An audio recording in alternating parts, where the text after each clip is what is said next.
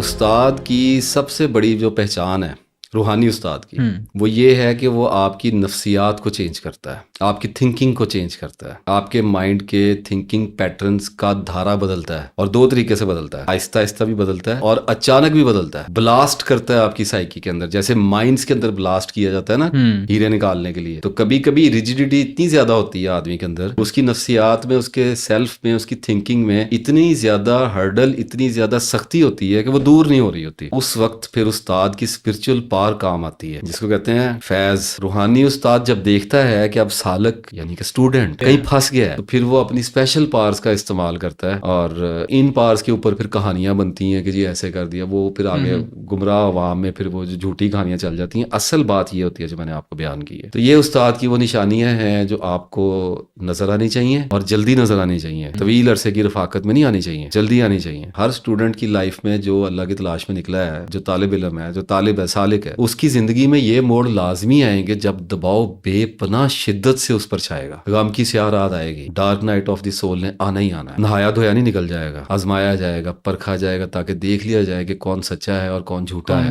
یہ تو دیکھا جائے گا۔ تو جب یہ معاملات آتے ہیں تو پھر استاد بیچ میں پھر انٹرفیئر بھی کرتا ہے۔ یہ طویل رفاقت کے بعد ہوتا ہے۔ طویل سے مراد سال 2 سال استاد کے ساتھ ایک دائمی ایک قلبی تعلق استوار اچھی طرح سے ہو جائے، اور قلبی تعلق کے لیے یہ نہیں کہ بار بار استاد سے آپ ملیں۔ تو استاد پھر میٹا فزیکلی بھی انٹرفیئر کر سکتا ہے اگر بڑا استاد ہے۔ ایک بار ایسا ہوا کہ غم نے مجھے ڈھانپ لیا اور طویل عرصہ پھر ڈھانپے رکھا، دبا لیا، مجھے گرا دیا، اور میں ایک رات پھر روتے روتے سو گیا۔ تو میں جب سویا تو میرے محترم جو استاد ہیں وہ میرے خواب میں آئے، اور انہوں نے آ کے مجھے جھڑکا اور میرا ہاتھ پکڑا خواب میں، اور مجھے کہا کہ اٹھو، کیا ہوا تمہیں؟ کچھ بھی نہیں ہوا، تمہیں کچھ بھی نہیں ہوگا۔ اور مجھے ایسے کھینچا اور میں ہوش میں اٹھ گیا، میں بستر سے اٹھ گیا اور میرا ہاتھ ایسے تھا۔ یہ بات میں نے کسی وجہ سے بتائی ہے۔ جب ایسا معاملہ ہماری زندگی میں آ جائے نا، جب ہمیں سجھائی نہ دیتا ہو، تو پھر چونکہ استاد سے ہمارا قلبی تعلق ہوتا ہے، تو پھر اللہ تعالیٰ کبھی کبھار فرشتہ بھیجتا ہے استاد کی شکل میں، خواب میں تسلی بھی دی جاتی ہے، خواب میں سمجھایا بھی جاتا ہے، اللہ کی طرف سے مدد بھی آتی ہے، خواب میں سکھایا بھی جاتا ہے، خواب میں سجھا بھی دیتا ہے اللہ تعالیٰ۔ تو پھر ایسے معاملات بھی ہو جاتے ہیں۔ یہ دنیا